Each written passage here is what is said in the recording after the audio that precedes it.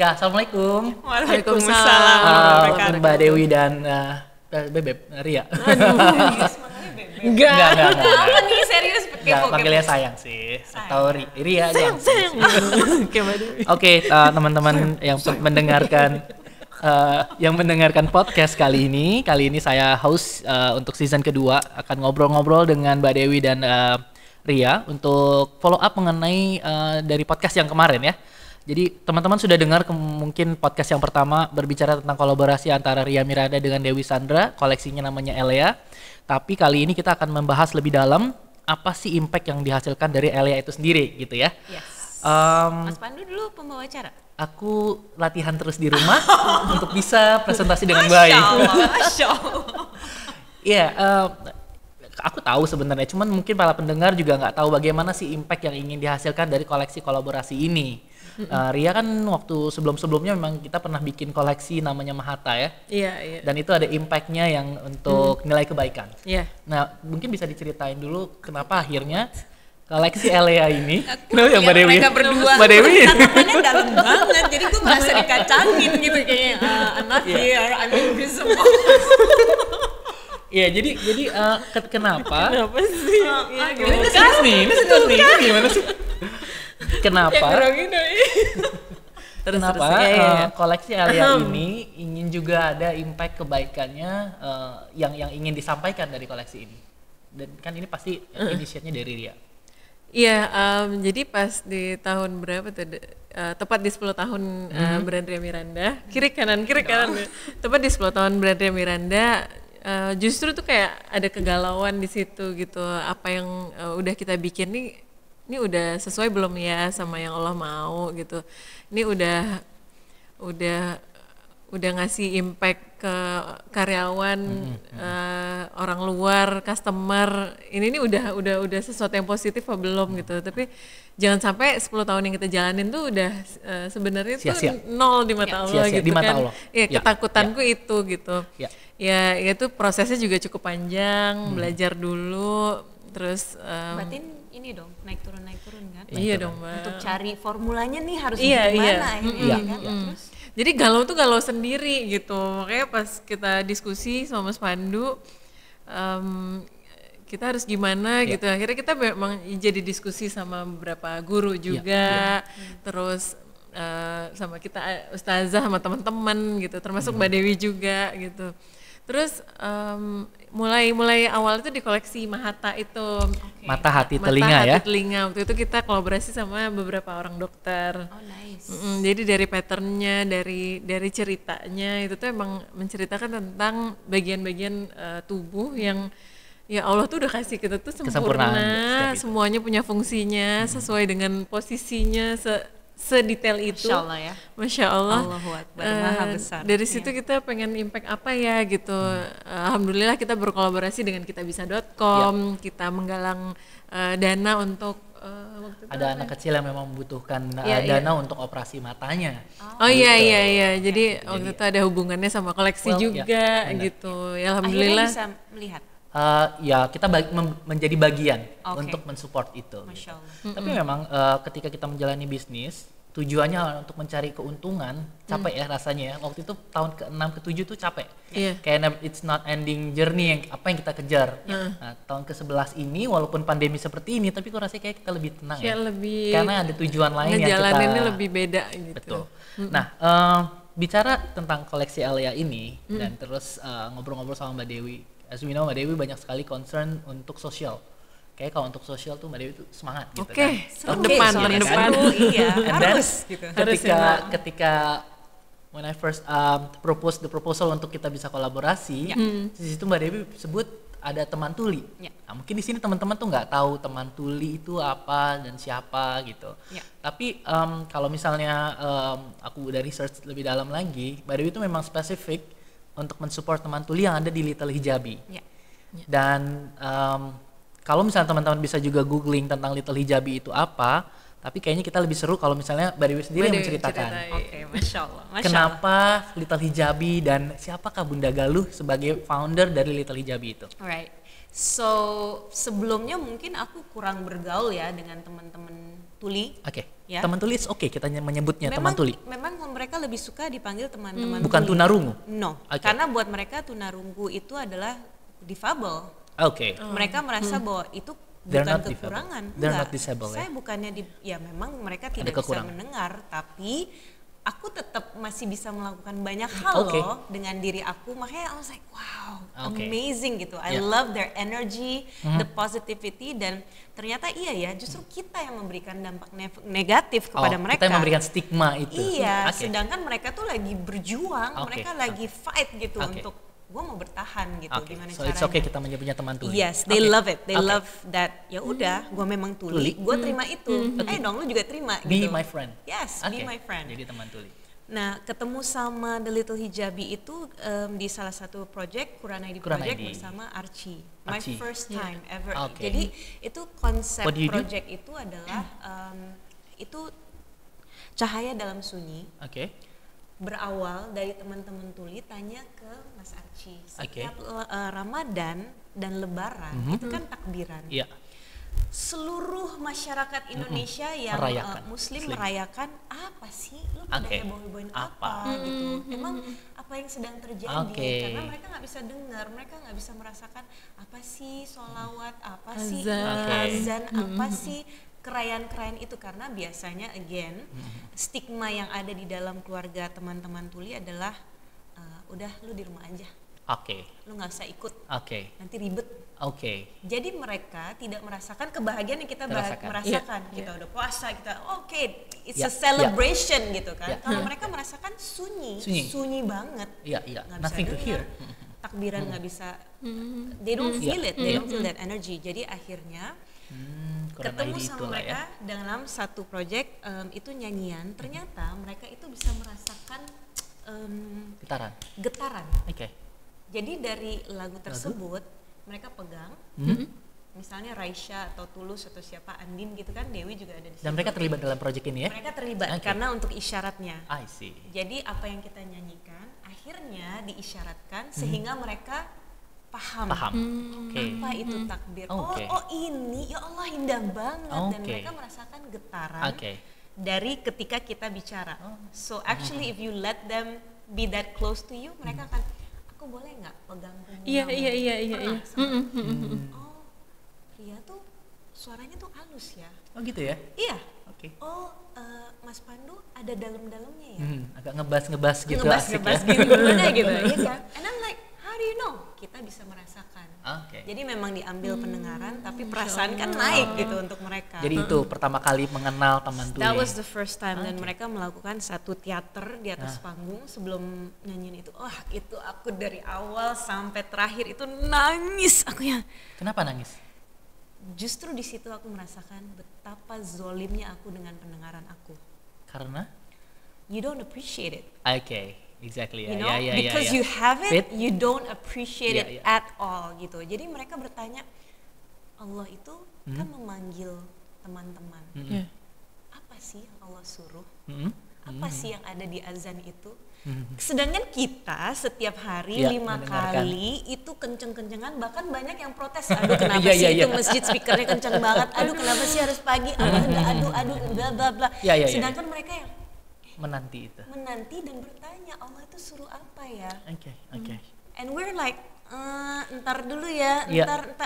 Itu zolim banget. And I was like, so you cried. I cried and I felt like I'm connected with their story, and I feel like ini kesempatan aku untuk belajar. Dan benar Mas Pandu, Ria, I think you felt the same way too ketika kamu masuk ke dalam satu ruangan, mereka itu semua heboh dengan isyarat, tapi buat kita hening. And I'm like, kita ngerasa asing. Kita asing. Mereka lagi ngomongin apa ya? Kok mereka seru? Kok mereka ketawa-ketawa? Kok mereka ekspresif? But we have no idea what they're talking about. Ya kan? Nah, dari situ kayaknya Mbak Dewi mempelajari lebih dalam nih tentang Little Hijabi, tentang teman tuli itu ya. Terus mungkin ketemu dengan Bunda Galuh. Akhirnya. Bunda Galuh ini adalah foundernya, yang memang mendirikan Little Hijabi ini. Kalau teman-teman boleh saya share di sini, dia adalah memang tidak bisa mendengar, teman tuli, tapi dia bisa sekolah sampai ke UGM dan bahkan sampai ke Melbourne, Australia untuk menjadi Master of Sign Linguistic ya. Jadi kita aja yang ini nggak sampai S2 tapi beliau S2 gitu ya sampai ke Melbourne. Dan di sekolah normal ya Mbak? Yes. Jadi dia di UGM 10 tahun. 10 tahun. Karena di UGM itu dia diminta untuk ya lu tetap harus no special treatment, no special treatment here. Lu tetap berjuang. Terus udah gitu dosennya itu kan memang cuman bicara. Lu berjuang aja, lu cari tahu gimana cara. Kebayang nggak? Iya. Gila. Dan Bunda Galuh ini memang membuat konsep sekolah Little Hijabi ini sejak dari 2001, tapi baru terrealisasi tahun 2013. Jadi kebayang ya proses panjangnya untuk sampai memulai. Dari 2013 sampai sekarang itu kan pasti masih terus panjang dan perjuangannya. Untuk mempersiapkan dari konsep sampai buka aja butuh waktu 12 tahun. Nah pasti sekarang perjalanan lebih panjang. And I see like you want to be part of the journey untuk the nextnya. You know why? After aku lebih kenal deket lagi sama mereka, terus sedikit-sedikit belajar bahasa isyarat, yang membuat mereka beda adalah concern mereka tidak hanya untuk ilmu, tapi concern mereka adalah gue mau mencari Allah. Jadi, apakah ini didapatkan dari sekolah teman tuli yang lainnya atau memang spesifik di Little Hijabi aim-nya itu? Yang aku tahu ini spesifik di Little Hijabi. Jadi mungkin sekolah-sekolah lain akan mengajarkan anak-anak untuk bagaimana berkomunikasi dengan orang tua, bagaimana untuk membaca, menulis, dan hal-hal selayaknya sekolah kan. Tapi di Little Hijabi mereka konsepnya itu kita belajar Allah dulu. Lu kenal dulu sama yang menciptakan kamu. Akidahnya dikencengin supaya apa? Mereka pede. Mereka tahu bahwa Allah itu nggak pernah salah menciptakan. Jadi they'll never question why they're deaf. Mereka akan menerima dan mensyukuri bahwa iya Allah baik sama saya. I'm special. This is a special case. Jadi gue juga harus punya special ability untuk berkomunikasi dengan orang. Apakah itu yang membuat Mbak Dewi tertarik untuk belajar bahasa isyarat? Yes. Dia udah jago lah sebenarnya ya. Coba bilang Assalamualaikum. Assalamualaikum warahmatullahi wabarakatuh. It's so beautiful. Maksudnya ketika Pandu dan Ria praktekkan juga kayaknya seru ya. Tapi Mbak Dewi, ketika kita belajar bahasa Inggris, bahasa Korea, misalnya bahasa Korea gitu ya, karena kita suka sama K-pop dan kita pengen bisa ke Korea ketemu sama siapa lah ya? Siapa sekarang nggak hafal. Mungkin Barani lebih hafal. Lee Min Ho. Ya. Jadi kita sengaja belajar bahasa Korea supaya kita bisa connected dengan orang Korea. Karena kita segitunya. Nah Mbak Dewi sekarang belajar bahasa isyarat, apa tujuannya? Tujuan aku adalah karena selama akhirnya proses ini 3 tahun ya aku kenal sama mereka. 3 tahun. Dan mereka itu selalu nanya Mbak Dewi, saya pengen memperdalami lagi agama saya. Which is itu adalah journey yang sama dengan aku pribadi. Kan Uni kita juga lagi tahu kan ketika kita lagi belajar seneng, ya Allah ceritanya kayak gitu. Ya Allah Nabi Musa kayak begitu. Iya Asia kayak gitu. Iya kan kita kalau nanya sama ustazah kan selalu yang penasaran gitu. Dan ketika dengar we're like kayak ting gitu, dapat cahaya yang membuat kita lebih semangat lagi untuk beribadah. So you can imagine if you're on the same journey and you feel the same frequency dengan orang-orang yang juga berharap dan ingin mendapatkan itu, kan udah nyambung gitu. Tinggal bagaimana kita support mereka untuk mendapatkan akses itu. Karena yang aku pelajari sebelumnya mereka itu banyak sekali suka main ke masjid. Tapi ketika di dalam masjid kan tidak ada yang translate. Jadi ketika mereka mendengar khotbah, mereka ajak orang yang bisa dengar dong. Terus nanya, untuk ngasih. Ini maksudnya khotbahnya apa? Diketik. Ketika diketik dilihat sama yang di depannya atau lu main handphone. Lalu diusir. Gitu. Jadi mereka sedih gitu. Oh, gue mau belajar nggak bisa. Gue mau nonton di YouTube atau di apa. Kemarin subtitles itu kan belum digencarkan. Benar. Sangat minim banget. So basically they're lost in translation. Gitu. Jadi sekarang aku merasakan ini ini mudah-mudahan bisa menjadi amal jariah untuk kita semua ya. Kita nggak pernah tahu dengan cara Allah takdir Allah yang semisterius ini. Why? Kenapa sih kita harus ketemu dengan Little Hijabi? Kenapa sih hati kita tergerak untuk belajar isyarat? Tapi memang ini misteri sih, karena Ria juga sebelumnya nggak pernah tahu teman-teman tuli. Baru kemarin ketika diundang untuk ada pengajian khusus untuk para gurunya, ketika masuk ke ruangan sunyi, padahal banyak orang. Kita baru tahu bahwa ini adalah teman-teman yang spesial, teman-teman tuli. Waktu Ria pertama kali ketemu sama teman-teman tuli dan kemarin punya kesempatan untuk bisa datang ke Little Hijabi yang which is cukup lumayan jauh ya di Bekasi ya. Jauh banget. Berapa jam mereka? Mereka kesini buat belajar. Berapa lama tuh? Sejam lebih. Sejam lebih. Kita dari Bintaro ke sana tuh ya sejam lebih jalannya. Iya, jalannya sempit gitu. Terus begitu nyampe, gimana tuh? Yang kita rasain apa ya? Padahal Bekasi tuh panas ya. Kok enak ya gitu, adem ya di sini ya. Terus kayak di sana sederhana tapi nyaman gitu, dan mereka tuh menyambut kita tuh karena kita udah pernah ketemu sebelumnya ya di rumah Mbak Dewi. Ya mereka masih ingat gitu, masih ingat aku. They have good memory. Very sharp memory. Masih ingat gitu. Terus yang udah bisa bercanda sama aku gitu, yang udah ya cara bercanda itu beda tapi ya kita udah saling ngerti gitu. Terus ya Bunda Galuh yang sangat spesial, Masya Allah, dia apa ya caranya berbicara ke kita, komunikasi ke kita gitu. Terus ada Bunda Galuh kayak pernah baca di Instagram aku pernah ngebahas karena sebelumnya aku pernah ketemu di rumah Mbak Dewi dan sangat terkesan, jadi aku bahas lah gitu, share gitu tentang teman-teman tuli yang aku ketemu gitu. Dan ternyata Bunda Galuh baca gitu, Masya Allah, aku nggak nyangka ternyata tuh, aku cuman maksudnya nulis caption aku doang. Nulis caption. And it means a lot buat dia. Iya. Memang segitunya Mbak ya, kalau kita ada touch sedikit aja, misalnya kita belajar bahasa isyarat aja, segitunya. Kita posting ini ya, Mas, Assalamualaikum gitu. Mas sama Uni, aku mau nanya, kamu lihat orang pakai baju Ria Miranda, feel-nya apa? Happy. Senang. You feel appreciated, kan? Lu merasa yang, ternyata aku dihargai. Iya. Apalagi dia beli baju Ria Miranda, dia nggak tahu nih Ria Miranda tuh ini orang kan. Oke. Jadi sama gitu, mereka merasakan kan ini bahasa gue gitu istilahnya buat mereka. Dan dihargai sama orang lain, nggak harus beli, nggak harus paham, tapi dihargai aja, keren ya. Itu kan seneng gitu. Itu juga ada pride dalam diri mereka yang mungkin selama ini selalu dipinggirkan, dianggap bahwa ini adalah bahasa yang tidak penting, karena akhirnya fokus kepada bahasa yang mungkin sekarang umumnya ya bahasa Indonesia. Kayaknya Ria juga bisa di bahasa isyarat. Coba Assalamualaikum gimana? Bisa dong. Latihan setiap hari nih kayaknya. Assalamualaikum warahmatullahi wabarakatuh. Jadi ini tuh wabarakatuh ya, rahmat. Ini berkahan dari Allah. Ini salam. Yes. Salam. Dari hati ya. Iya. Assalamualaikum. Allah yang memberkahi. Jadi every isyarat yang ada hubungannya dengan Islam ya. Jadi kalau untuk yang umum kan ada bahasa isyarat umum, ada bahasa isyarat yang Islami.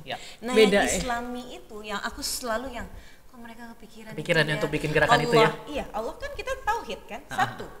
Allah ke atas, udah paling atas. Sedalam itu ya sedalam dibikin itu gerakan. jadi kayak keren. Dan mereka kalau ngomong tuh beneran kayak dari dalam gitu ya Mbak, kayak apa berisyarat, harus ekspresif harus ya Mbak. Harus. Mbak Dewi tuh kalau ngomong ekspresif kan. Harus. Karena mereka peka sama that shows kita. Your mood. Ketika lagi ngomong apa kabar? Kan you happy or just apa kabar? Beda ya. Different energy. Apa kabar tadi? Iya. Tapi bicara tentang balik lagi ke koleksi kolaborasi yang dilakukan bersama, ini kan memang baru launching di September ini ya. Ya kan? Kita launchingnya memang sengaja bertahap setiap minggu karena memang lagi pandemi juga, jadi memang kita mau mendeliver happiness setiap minggunya. Jadi ditunggu-tunggu setiap minggu. Tapi apa yang akan dibawa dari koleksi Alea ini, impact-nya untuk mungkin spesifik untuk Little Hijabi ya? Yes. What is your project dan excitement bersama? So the excitement I had actually was when akhirnya aku kan nggak sengaja ya kita benar-benar mendadak Little Hijabi yuk. Nah, ya kan? Aku memang kayak sehari sebelumnya itu kayak udah pengen ngajakin. Dua-duanya kosong kan? Iya, alhamdulillah kosong sih. Padahal lihat aja. Berangkat nih. Udahlah kita berangkat, terus pas ke sana ya memang Mas Pandu pun juga duduk sama Bunda Galuh dan kita banyak bertanya apa sih yang dibutuhkan. Iya. Ketika ditanya apa yang dibutuhkan, ini menarik kan jawabannya? Iya. Menarik dan aku takut salah. They don't need fun dan mereka tidak butuh untuk dikasihani. Betul. Gimana Mbak? Itu. Saya duduk aja, seneng aja kan lihat nih berkomunikasi dan Mas Pandu bertanya. Oh ya, jadi memperhatikan ketika memperhatikan banget karena aku juga seneng gitu ketika beliau menjawab dengan diplomatis yang dari ini ya. It's just so elegant gitu. Iya. Enggak sombong tapi enggak ini merasa juga rendah untuk dikasihani. Iya. Jadi beliau mengatakan, Mas Pandu, kita di sini itu tidak butuh dikasihani atau tidak butuh sumbangan. Betul. Karena kita di sini meskipun pandemi kita sedang berjuang dan Allah telah memberikan kita otak untuk berpikir dan tubuh untuk bekerja.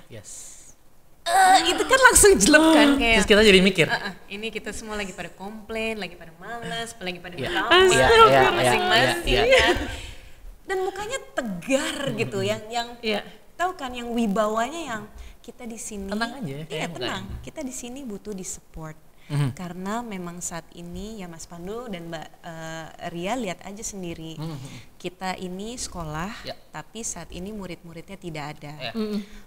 Karena semuanya online. Dan ketika mereka online, jangankan anak-anak tuli, anak-anak normal aja online itu konsentrasinya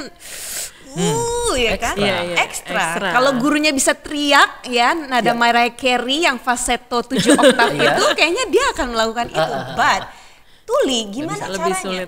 Lebih sulit lagi. So it's tambah berat dan dia bilang dan saya seneng. Dia bilang ingat gak Mas? Saya seneng karena akhirnya sekarang orang tua tahu bagaimana sulitnya untuk mengajarkan anak-anak. So at least sekarang orang-orang mulai appreciate yang namanya guru. Dan mereka di situ kan guru semuanya. Nah guru-guru ini juga butuh training. Mereka butuh training dan mereka butuh kesempatan untuk belajar lebih lagi. Jadi guru juga perlu belajar. Oh perlu. Iya betul. Kan life is never ending school kan. Jadi mereka itu kebetulan kita lihat ya di tengah-tengah itu ada musola. Yang saat ini gimana Un? Kamu deh yang cerita. Musolanya gimana Un? Jadi ada satu area di area itu kayak letter U gitu. Terus ada kelas kita waktu itu kayak tour gitu ya, school tour. Ada area buat bakingnya, terus ada lucu deh sekolahnya belajar masak, belajar berkebun, bikin roti kan banyak sekali kan. Jadi mereka ada produknya ya. Banyak. Jangan salah itu Ria Miranda Bread. Itu Little Hijab. Terinspirasi ya. Itu anak-anak dari sana yang bikin. Alright. Gimana enak banget. Apa rotinya? Enak banget, Masya Allah. Di tengah-tengah mau promosi. Terus pakai kopi apalagi coba. Balik lagi. Ya. Gimana keadaan musolanya? Iya, di bagian tengah itu tuh ada musola, tapi nggak tahu sekarang tuh masih berfungsi apa enggak? Sama sekali enggak. Jadi yang kita lihat kan udah rayap, kondisinya ya udah enggak. It's dark. It's actually one of the darkest room, which is musola tuh harusnya paling terang, terus paling luas lah ya. Tapi it happened to be the darkest room karena dia masih gebyok konsepnya. Gebyok, iya, kayu semua. Terus udah gitu jadinya gudang sekarang. Dan mereka punya harapan karena banyak tamu-tamu dari luar kan. Dari luar negeri yang datang jauh-jauh ke Little Hijabi untuk apa? Kenapa? Karena itu satu-satunya sekolah yang di-running sama teman-teman tuli. Jadi semua pengurusnya adalah teman tuli. Yes. Makanya that makes special ya. Dan makes it special karena luar negeri sekolah untuk anak-anak tuli tapi di running sama orang-orang tuli. Kok bisa? Iya. Itu spesial banget. Berarti kita jadi benchmarking dari sekolah-sekolah yang ada di luar negeri. Yes. Tapi dengan fasilitas yang kita lihat kemarin aja sangat minim. Itu aja udah ada banyak kita represent Indonesia dong. Gitu. Yes. Oke. So jadi udah sepakat nih berarti koleksi Elea ini akan memberikan impact untuk mensupport perjuangan teman-teman Little Hijabi.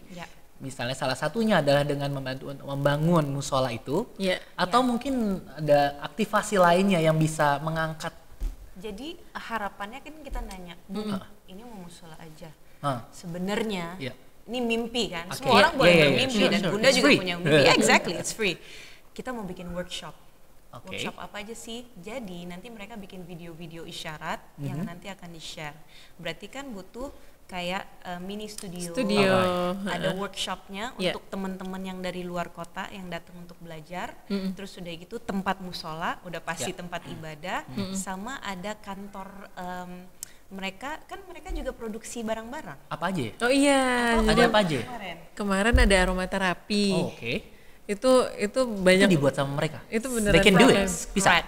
Kan Mas Pandu lihat sendiri kan, they have that little garden and you're like, iya. bisa sih garden sekecil itu, tapi bisa mereka produksi maksimal. Gitu. Jadi apa aja tuh?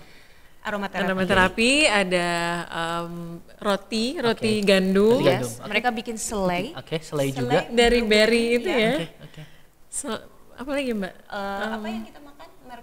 Markisa, iya. Beda banget kan rasanya. Terus kalau misalnya kita mau support juga kita berarti juga bisa membeli produk-produk yang memang mereka bikin dengan tangan mereka. Kombucha, minuman sehat ya. Dia minuman kayak fermentasi, tapi apa yang namanya? Kombucha? Minuman fermentasi dari buah-buahan ya? Iya, dari buah-buahan, bunga. Iya. Jadi kalau kita yang diberikan nikmat normal sama Allah, terus kita bilang kita nggak bisa ngapa-ngapain, terus kita minta-minta di pinggir jalan, apalagi jadi manusia milenium dicat warna-warni itu, coba lihat teman-teman spesial, teman-teman tuli ini, dalam heningnya dunia dia nggak tahu informasi bagaimana cara membuat roti, bagaimana ngebikin selai, I don't even know how to bikin jam itu ya. Tapi mereka bisa gitu, artinya kan malu ya kalau misalnya kita yang diberikan kelengkapan ini terus semakin lama bersama mereka, semakin tahu how much we're not memaksimalkan diri kapasitas. Justru kita yang banyak belajar ya sama mereka. Kayak ngasih motivasi gitu. Setelah itu tuh kita mikir gitu, aku tuh mikir banget gitu, apa ya gitu, kayak kurang bersyukur atau jadi introspeksi ya Mbak. Oh ini kali yang Mbak Dewi rasakan gitu ketika setelah ketemu mereka, kayak ada proses apa ya, kita nih harus berubah nih, kita nggak bisa kayak gini. Udah gitu. Pasti harus berubah. Terus setiap kita duduk di kajian kan Ustadz selalu bilang kan. Iya. Ini ada kajiannya khusus untuk teman tuli? Ada. Dan sebenarnya mereka masih private karena we're still in the process of adaptasi. Untuk guru-guru juga kan. Tapi kedepannya ya wallahualam kita lihat apapun yang terjadi, cuman di online kita sebarkan. Jadi ternyata komunitas tuli di luar sana tuh juga banyak banget. Nah, ketika duduk di salah satu kajian, yang Ustadz selalu katakan adalah betapa beruntungnya kalian. Masya Allah itu aku. Karena apa yang kita dengar selama ini dari baby sampai sekarang umur berapa tahun? Ya, masih 25 Mbak. Masya Allah. 17 Mbak. Enggak lah. 16. Mudah-mudahan. Mas Agus. Sampai sekian puluh tahun udah dengar apa aja. Dan semua itu satu detik pun tidak akan luput dari perhisapan Allah Subhanahu wa taala. Jadi and I'm like, dan mereka tidak dihisap salah satunya karena lolos. Mereka lolos. Oke. So sebenarnya harusnya kita iri, you know. Jadi jatuhnya kan pas aku denger gitu, gila gue iri banget sama mereka. Tapi at the same time, ini kan nggak sesuatu yang mudah untuk diirikan kan. Berarti kalau Allah bilang, oh ya udah gue ambil ya. Gue ambil ya. Lu mikir juga kan? Tunggu. Iya sih. Iya kan? Iya. Oke. Jadi apa ekspektasinya ini juga buat teman-teman yang ngedengar dari koleksi Alia ini, ternyata ada sebuah niat baik yang memang akan ada real actionnya untuk impact ke teman-teman tuli yang ada di Little Hijabi? Apa Pak yang ingin disampaikan ke teman-teman terhadap koleksi ini? Iya, dari koleksi ini ya dari awal tuh emang pengen ada positif impact-nya juga buat siapapun, buat yang membeli atau teman-teman yang ya itu salah satunya dari The Little Hijabi yang kita sangat banyak belajar dan terinspirasi. Terus ketika kita kesana dan pengen dong gitu kita ikut jadi bagian di sana gitu. Insya Allah kita kalau ada kesempatan kita akan mungkin shoot di sana biar teman-teman tahu dan bisa kenalan gitu ya.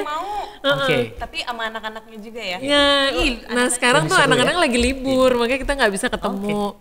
Ya insya Allah tuh niat itu tuh bisa cepat terrealisasi karena ya pengennya dari koleksi ini karena kita lagi kolaborasi dan alhamdulillah Mbak Dewi juga menyambut itu dengan baik. Insya Allah Bismillah, insya Allah dimudahkan. Jadi dari koleksi ini akan ada dampak yang akan diberikan untuk teman-teman tuli. Jadi teman-teman kalau teman-teman yang sudah membeli produk dari Ria Miranda khususnya untuk koleksi kolaborasi Alia ini, it means teman-teman juga menjadi bagian untuk perjuangan dari teman-teman tuli itu.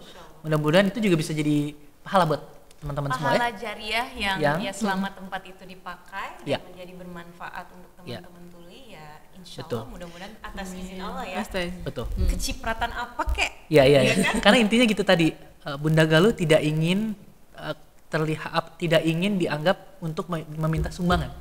Ya, dan memang bukan, dia tidak minta, betul. Tapi belikanlah kontribusi yang nyata dan continue. Justru kita yang minta-minta untuk menjadi bagian terlibat dalam perjuangan mereka. Betul. You know, and this is a beautiful thing that I got recently ya.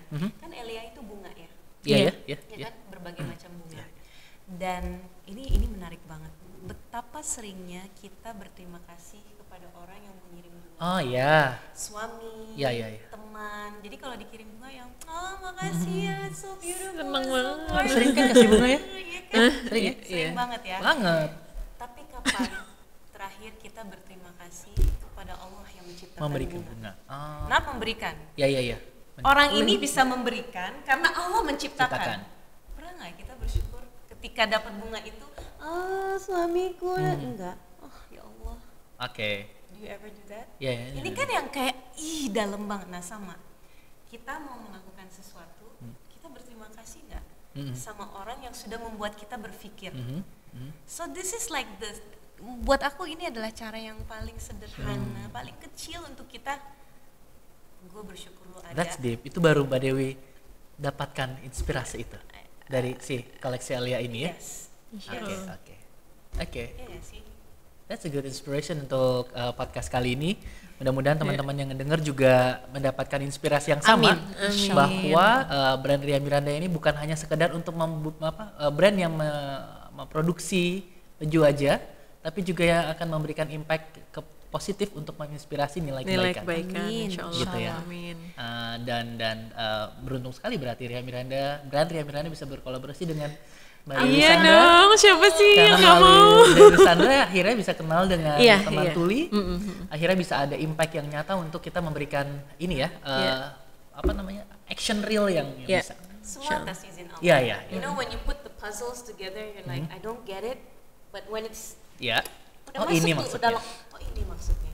Okay. Nanti ujung-ujung ke sana sampai akhirnya you see the big picture yang ternyata ini tujuan hidup gue. So ini bukan sekedar untuk menempel sosok Ria dan sosok Dewi Sandra, tapi yang memang ada meaning yang dibalik itu yang ingin coba di deliver. Ada gambar yang Allah lagi lukis.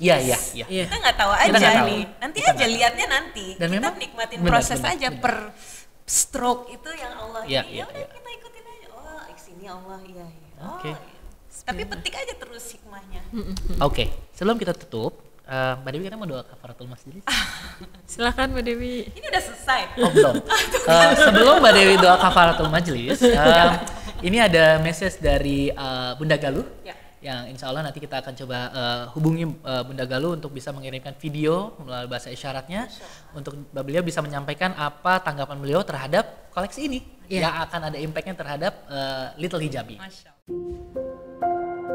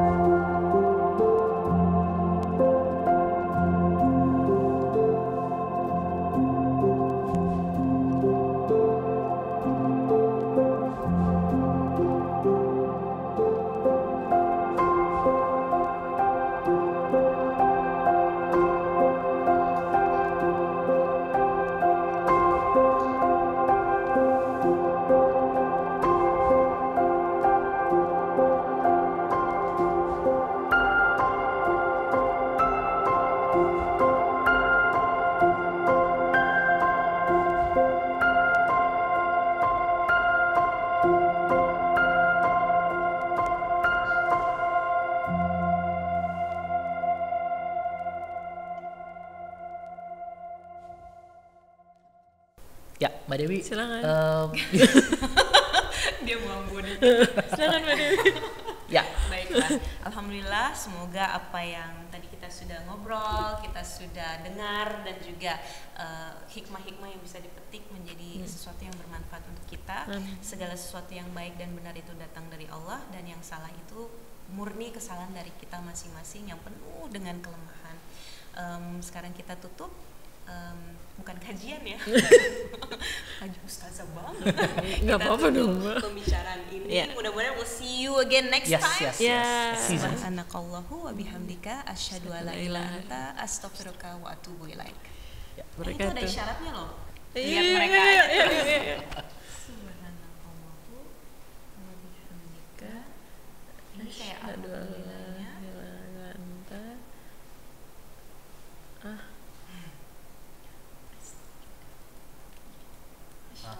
Ini Masya Allah kan? Ini Astagfirullah. Kalau Masya Allah apa? Masya Allah. Alhamdulillah. Oh ini alhamdulillah. Oke. Alhamdulillah ke atas setelah Allah. Oke. Masya Allah. Masya Allah. Masya Allah. Alhamdulillah. Saya Pandu Rosadi. Ria Miranda. Dewi Sandra. Pamit. Assalamualaikum warahmatullahi wabarakatuh. Dengarkan eksklusif hanya di Spotify.